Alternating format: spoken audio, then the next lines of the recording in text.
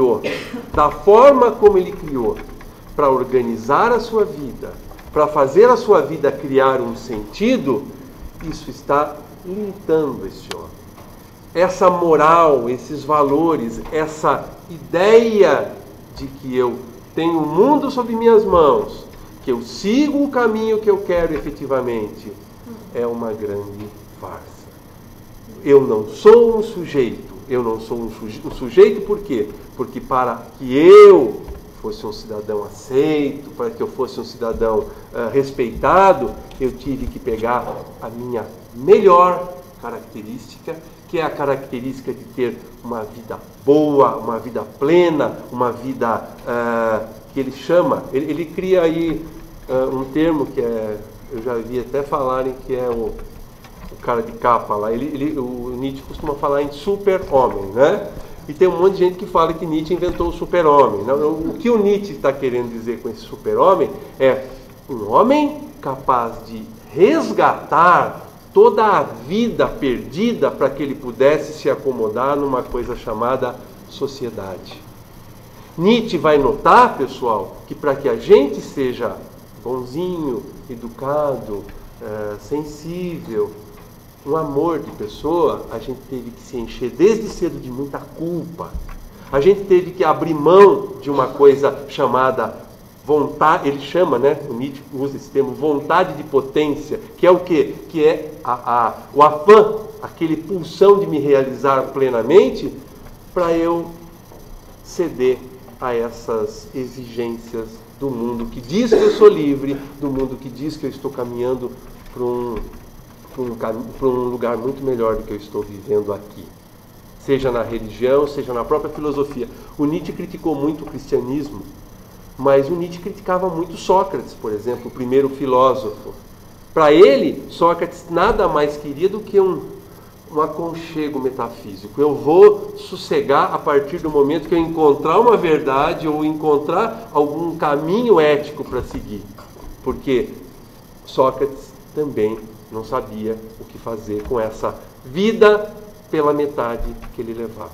Então Nietzsche, ele resgata o espírito que eu comecei a falar aqui do grego. Ele viaja para a tragédia grega, né? No sentido de dizer, aquelas epopeias, aquelas narrativas, aquele gosto pela vida, né? Ele fala muito de Apolo, né? O deus que representa a luz, a força, a beleza, e ele fala de Dionísio, o deus da festa.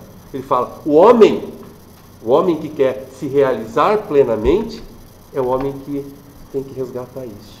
A vontade de viver. A vida melhor que a gente pode viver é a vida humana que a gente deixou para trás nessa moralização compulsória que, segundo termos do próprio Nietzsche, nos transformou em prisioneiros dóceis. Gente, nada mais legal que um prisioneiro dócil. Não enche o nosso saco, fica quietinho, obedece-nos, e é esse o homem ocidental que Nietzsche encontrou. E ele fala que... e tem um livro muito legal, pessoal, que explica um pouco desse super-homem, chama-se Além do Bem e do Mal. Ele está dizendo, o bem e o mal são velhos conhecidos nossos. Está na hora da gente encontrar outras formas de viver. Está na hora da gente entender que nossa vida, a boa vida, só pode ser aquela que nós escolhermos. Tenho certeza que talvez de Nietzscheano pouca gente tem alguma coisa aqui, mas muita gente aqui já sentiu que tem necessidade. Ai, que pena que eu não gosto daquilo que todo mundo gosta. Que pena que eu não gosto do carro que todo mundo gosta. Que pena que eu não gosto de viajar para aquele lugar que todo mundo viaja. Por quê? Porque esse é o mundo que me é dado. Será que como educadores a gente fala um monte de coisa bonita, mas não está mostrando para o nosso aluno que bom mesmo é esse mundo aprovado que está aí? E esse é o toque que um crítico da nossa modernidade fala. Gente, eu não quero me alongar muito, mas só para fechar. Vocês vão ler muita coisa legal de Nietzsche para cá. Nós temos hoje Lipovetsky, que vai falar, que não chama esse tempo que a gente vive de pós-modernidade, ele chama de hipermodernidade. Tem o Bauman, rapidamente, né, o Lipovetsky quer falar com hipermodernidade? Nós vivemos, para o Lipovetsky, nós nunca saímos da modernidade. Simplesmente ela está num ritmo mais exacerbado. Vai botando fogo, né, nos gases e as partículas vão se mexendo cada vez mais forte até chegar ao momento do superaquecimento. E o Lipovetsky fala, nunca os valores modernos, desde a ética de um lado até querer ser o melhor do outro, do mais rápido aqui, do mais bonito ali, até eu quero uma tranquilidade maior. Não é, pessoal? Todo mundo aqui gostaria que os seus alunos, que os seus filhos fossem o melhor, né? A gente estava discutindo isso, o melhor da classe, passasse em todas as faculdades, mas fosse um cara feliz, que tivesse tranquilidade e de preferência tivesse uma mente aberta. Isso, segundo o Lipovetsky, é hipermodernidade. Todos os valores castrados no medievo, que brotaram na modernidade, caem que nem um... E tem também o Bauman, que fala da modernidade líquida, né? Líquida no sentido das coisas saírem leves, né? Elas saem de um lado, vão para o outro, mudam completamente. Se eu entendi mesmo, o Bauman ele está falando em mudanças o tempo todo, né? Por que eu estou falando tudo isso? Porque nesse pano de fundo nós temos o nosso aluno. Nesse pano de fundo nós temos a nossa vida. Porque cada um que vai trabalhar com venda de parafuso é, antes de mais nada, um homem que come, bebe, se veste, etc. Cada um que vai trabalhar de médico é um sujeito que tem amores, tem desejos, etc. E quem vai trabalhar como professor também. Nós que estamos entrando na sala de aula, nós que estamos nos nossos consultórios, nós que estamos atendendo, nós somos filhos de tudo isso que a gente falou aqui e de muito mais que a gente não percebeu ainda, né?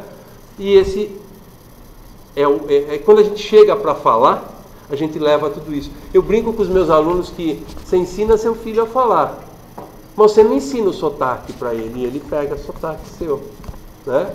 Haja vista a minha forma de falar, que não nega que não sou de nenhuma parte da grande São Paulo, né? Todo mundo e ninguém me ensinou a falar desse jeito, eu aprendi sem querer. Então, o sotaque entra na nossa fala sem que a gente perceba. O nosso sotaque pode entrar na cabeça dos nossos alunos também, sem que eles percebam, e a gente também. Gostaria só de dar alguns toques para vocês. Será que nós não vivemos numa época em que ter as coisas parece... Não estou querendo dar lição de moral, combinamos isso no começo. Mas será que a gente não se ilude o tempo todo, achando que se eu tiver coisas bonitas, valiosas, tecnológicas, eu não vou viver melhor, mais feliz? Será que a gente não tem esse tipo de crença? Aí a gente compra tudo isso, a gente vive, mas dá certo? Será que a gente não valoriza muito essa ideia de que eu estou conectado com o mundo inteiro, né?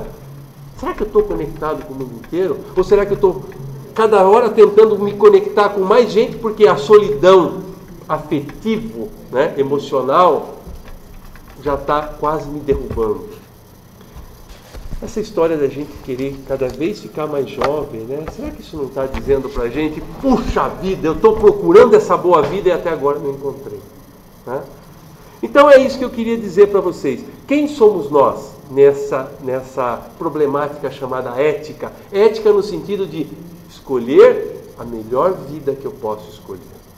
Que o Nietzsche acabou dizendo, a melhor vida que você... Olha que legal, o Nietzsche tem um conceito chamado eterno retorno. Eu já vi até gente falando que era coisa do túnel do tempo, né? Não é nada disso. O que o Nietzsche está dizendo é o seguinte, a vida melhor que eu posso viver é aquela que é tão bem escolhida por mim, mas tão bem escolhida, com toda a potência humana que eu tiver, que eu vou querer viver ela infinitas vezes. Olha que beleza, pessoal. Imaginem vocês que toda a massa, toda a matéria do mundo seja finita e o tempo infinito. Então, todas as combinações possíveis haverão de se repetir um dia. Eu vou querer viver essa vida, porque essa é a melhor vida que eu posso viver. E é isso, pessoal. O que é viver bem hoje? O que é ser feliz? E que vida boa, que é igual à ética, nós ensinamos, percebendo ou sem perceber, para os nossos alunos. Cumpri o meu prazo e agora estou aberto para conversar com vocês. Agora a gente quer ouvir vocês falando.